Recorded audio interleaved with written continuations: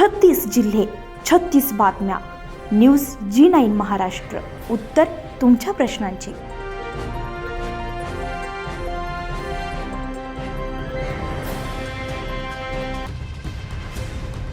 बोदवड जळगाव ग्रामपंचायत वरखेड बुद्रुक येथील नागरिकांना शुद्ध पिण्याचे पाणी उपलब्ध करून देण्यासाठी बसवण्यात आलेला वॉटर फिल्टर दीर्घकाळापासून नादुरुस्त असल्याने नागरिकांच्या आरोग्याचा प्रश्न अत्यंत गंभीर बनलाय.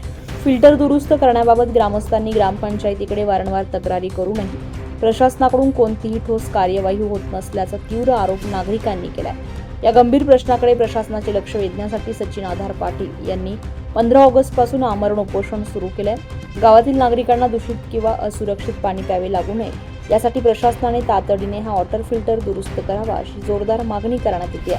नागरिकांची मागणी आहे वॉटर फिल्टरच्या व्यवस्थेमध्ये पारदर्शकता आणि सुधारणा आणण्यासाठी तेथे कॉइन बॉक्स बसवण्यात यावा. तसेच ही यंत्रणा ATM प्रणालीशी कनेक्ट करून नागरिकांना 24 तास शुद्ध पाणी उपलब्ध करून देण्याची कायमस्वरूपी व्यवस्था करावी अशी मागणी आंदोलनकर्त्यांनी केली आहे. गावातील नागरिकांच्या आरोग्याचा प्रश्न ऐरणीवर आलाय. असं असतानाच प्रशासन याकडे सोयीस्कर दुर्लक्ष करतंय. उपोषणादरम्यान अथवा असुरक्षित पाण्यामुळे कोणतीही जीवितहानी किंवा आरोग्याशी गंभीर समस्या उद्भवल्यास त्याची संपूर्ण जबाबदारी संबंधित प्रशासनावर राहील असा स्पष्ट इशारा आंदोलनकर्त्यांनी आणि ग्रामस्थांनी दिलाय.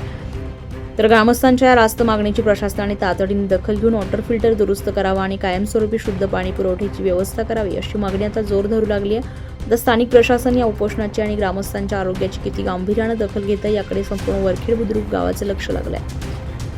बोदवड तालुक्यातील वरखेड खुर्द गावामध्ये गेल्या 2 महिन्यापासून सार्वजनिक ॲक्वा बंद आहे.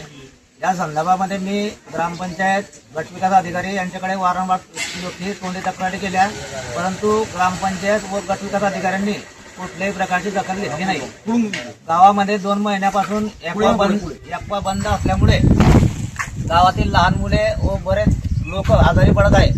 त्यामुळे मी दिनांक 15 ऑगस्ट 2026 पासून आमरण उपोषणाला या ठिकाणी गावकऱ्यांसह उपोषणाला बसलेलो आहे.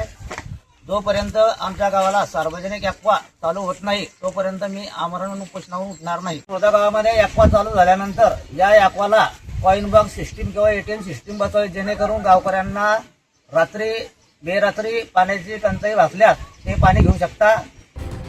न्यूज G9 महाराष्ट्रासाठी ईश्वर वाणी, जळगाव, बोदवड.